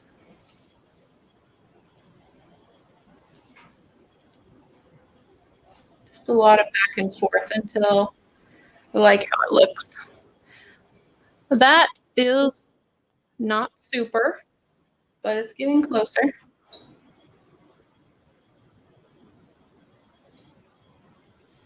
I think the nose is just going to have to be pretty dark. I think the problem is like a dog skull from the front is just weird because there's no nose. And dogs' noses are so integral to the way that a dog looks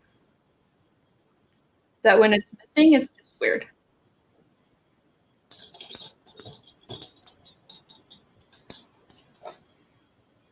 And if you have never looked up the skull of a pug, you definitely should. Very interesting. Kind of the same thing as the skull of the bulldog. Very different shape.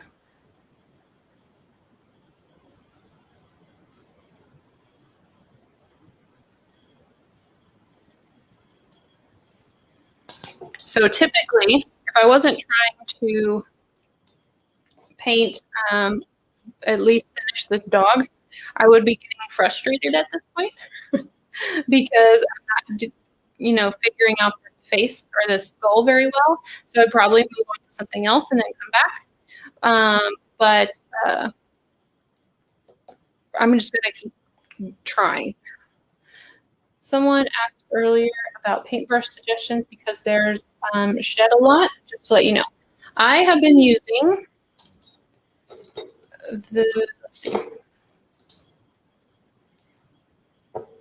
these Arteza. I haven't had issues with them shedding, and you get a lot of these little mini brushes for a pretty good price. So I have a video where I paint some Addams Family portraits, and I review some Arteza paint, and then I review these brushes. So if you want to check that out, or if you can't find it, just let me know, and I will link it to you. But these have been pretty good. I mean, they're not the highest quality brushes, but if you want to get something that doesn't shed, that will get you started out, these are, yeah, I recommend these.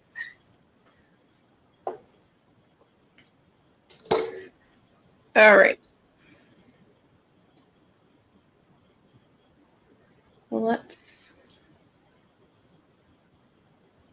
I'm just gonna, and sometimes I don't even know what I'm gonna like until I put the paint on. And then I'm like, oh, well, that blob looks good there. I'll leave it right there.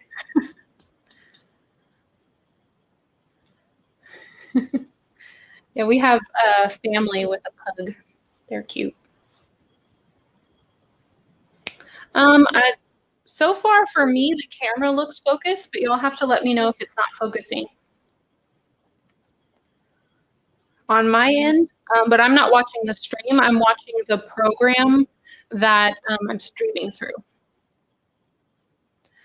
All right, so now I'm going to do, this is where this reference does not help me because I'm having to shade bones, and there's no bones on there. So I'm going to get some more black, get most of it off, and just try and underneath each rib where I'm imagining there's ribs, I'm just going to put a little bit of shadow. And this may take a while to build up without putting just like a really heavy line.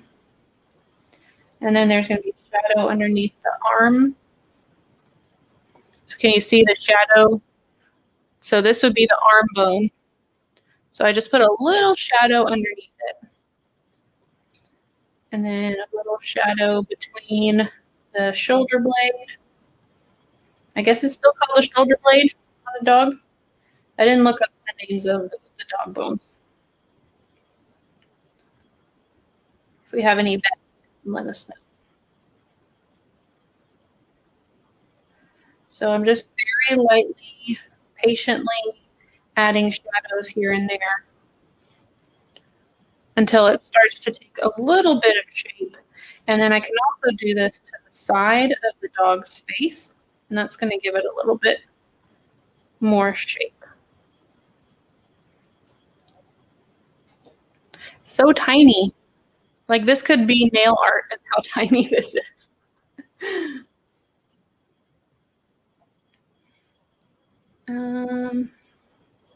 It's pretty grainy. Okay. I may have to play with the settings because usually I would use the settings on OBS. So I'll have to kind of play with the settings next time. My poor patrons may get another live stream of me messing around with everything. We have a live stream coming up, and so I'm going to be, since I paid for a whole month, I'll probably play around with it some more, and then they can kind of tell me if it's working or not. All right, let's put the cards in his hand because I think that might help. So now I'm going to paint like the tiniest little cards ever. Okay, so now I can kind of use the reference here. Just put it up here. The little cards in his hand. And I'm just going straight in with red paint. So if we mess it up, well, we, as in me, if I mess it up, I mess it up. It's actually, the cards are a little lighter than that, but I'm still going for it. I can lighten them up. Little tiny cards.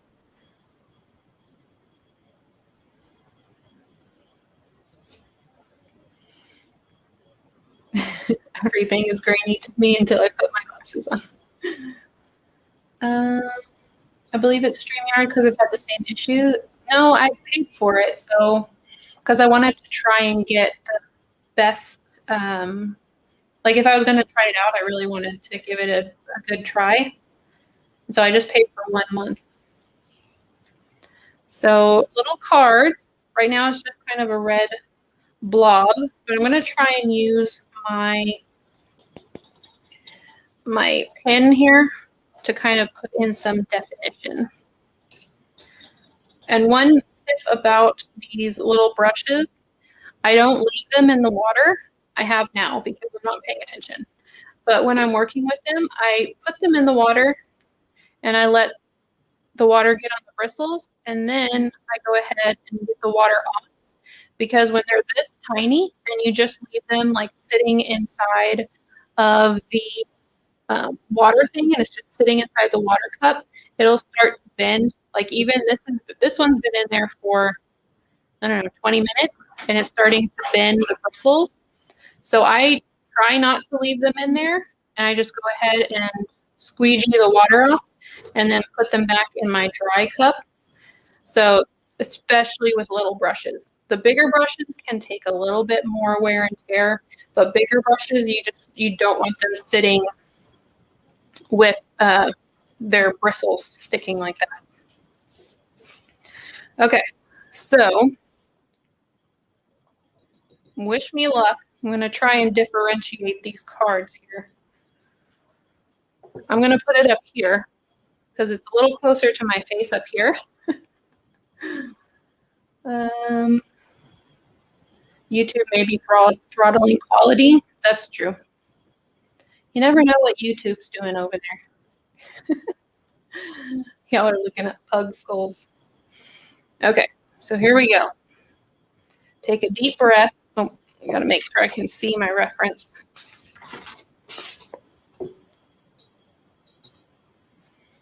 Okay, try and differentiate these cards.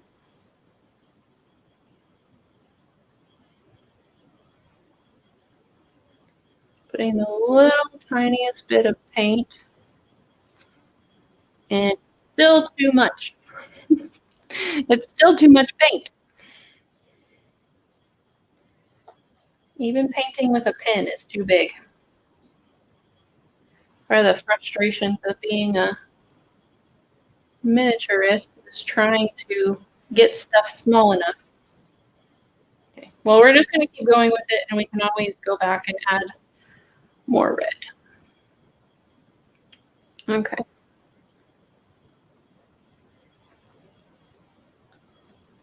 I feel like I'm just scratching the paper because I don't even have any paint on here. So I'm afraid it's going to be too much paint.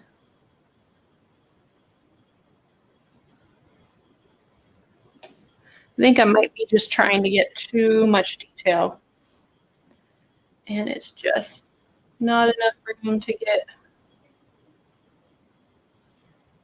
Probably the smart way to do this would be to Photoshop the whole thing and print it small. But I really wanted to paint.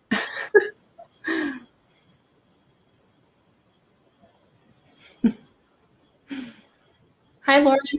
Welcome to your first live. I usually do a little bit more like physical miniatures, but I just decided to paint today.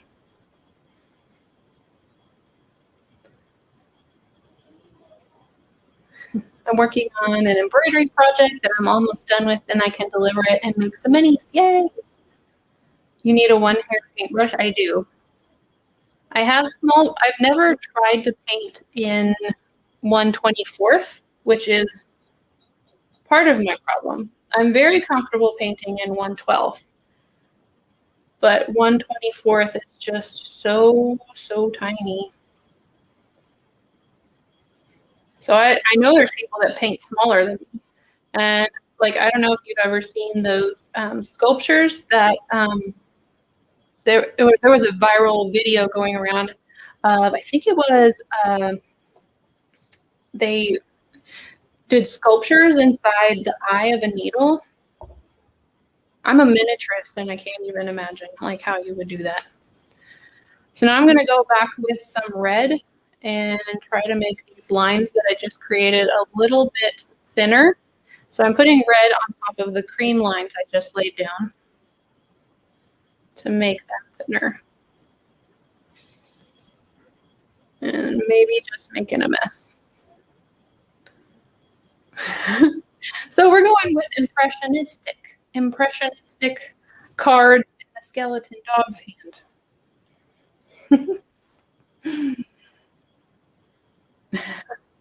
Hi, Andy. You use the smart magnifying glass thing? I would if I wasn't on stream. But y'all would never see anything that I painted if I was using it because it's really helpful, but you have to have it like this to use it. Since I want you all to see what I'm painting, I'm not using it at the moment. But probably when I go back and kind of do some of the final details myself, I probably will use it.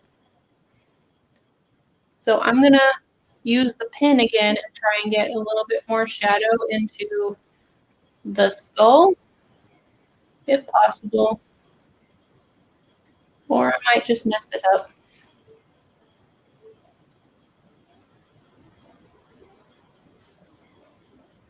There is a point to art where you just have to say, okay, that's enough. Because if you keep going, then you get frustrated and mess something up that you previously liked. Like I just did. Let me see if I can scrape that off.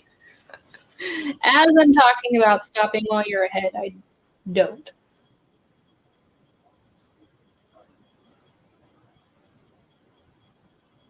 Let's see. I'm just creating a big old mess now. It's too small for so many details.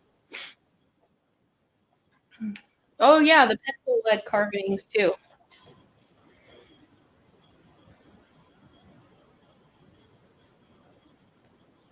I have made a mess. It wasn't so bad, and then I just had to keep going. Okay. Now it's looking spooky, so let me fix that.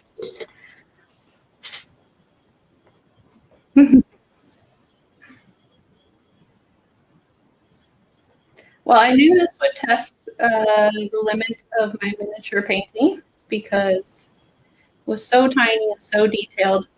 If I get frustrated with this one and I just can't get it figured out, I may end up doing a portrait of like one skeleton instead of 1, 2, 3, 4, 5, 6, 7 skeletons sitting, specifically dog skeletons sitting around a table.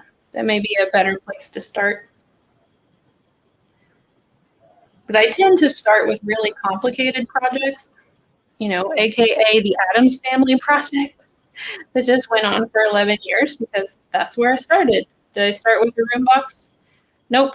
Started with something incredibly complicated.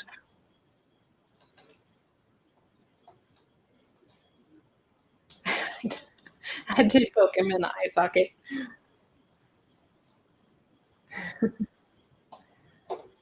Ever dip a paint droplet on your piece? Yes, and with oil paint, it's not the end of the world, but with acrylics, sometimes it is. So anyway, I maybe should have started with this skull. How much time do we have left? Maybe should have started with this one because this one's a little bit more straightforward. Let me see if I can paint him real quick. Hold on.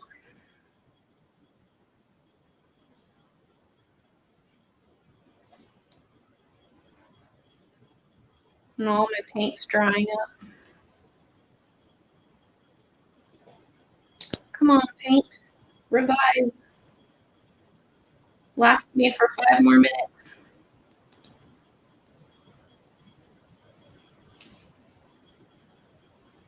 Okay, so I'm going to try to paint this dog. See what we can get. I probably should start with the more straightforward, like profile ones.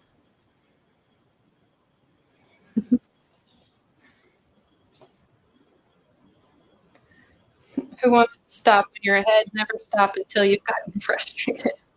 That's when you know you stop, when you're frustrated. Okay, so I'm going to try and do the eye sockets. I just want to have one successful skull before I end the stream. Is that a weird thing to say? I want to have one successful skull before I end the stream. Maybe that's what I should put on my merch.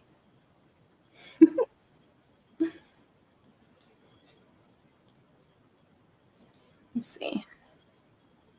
Need it a little darker.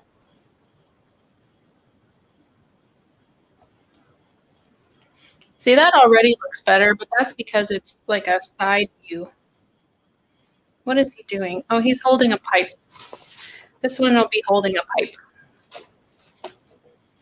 So that's why that looks like that.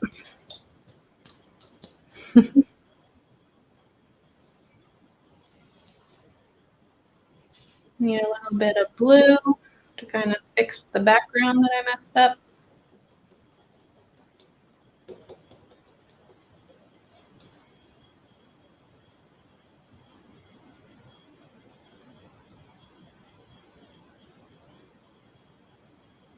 There we go.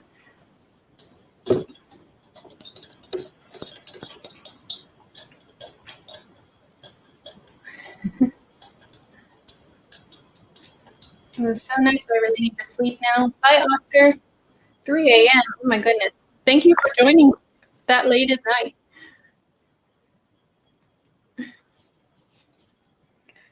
Okay, so let's do a little bit more shading with the black.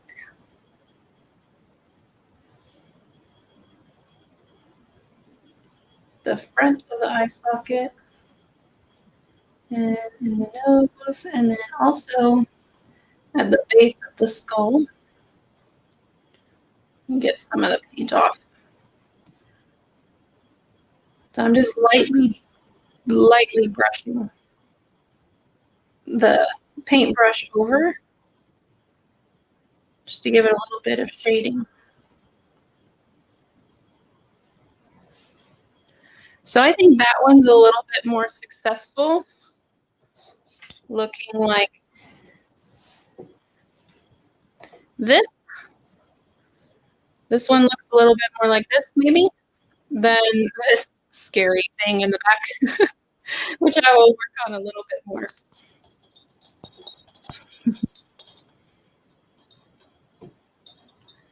Let's see. The tip where you make the background go outside the frame makes everything look so much more put together. No problem. Yeah, these are all things where I kind of figure it out as I go, and then I'm happy to share. Yay. One successful skull rocks. I always say, seriously though, I'm always making something too, and it's so fun. So I'm gonna call it a happy skull. That means I know that it's possible. I just need to work on this, or maybe find an angle online of how this should look straightforward.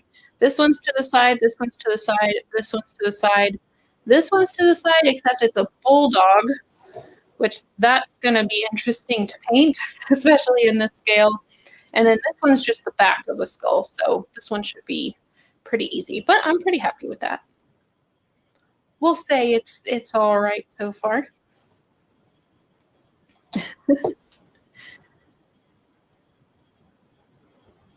The man-eating plant in Little Shop was Audrey, yes.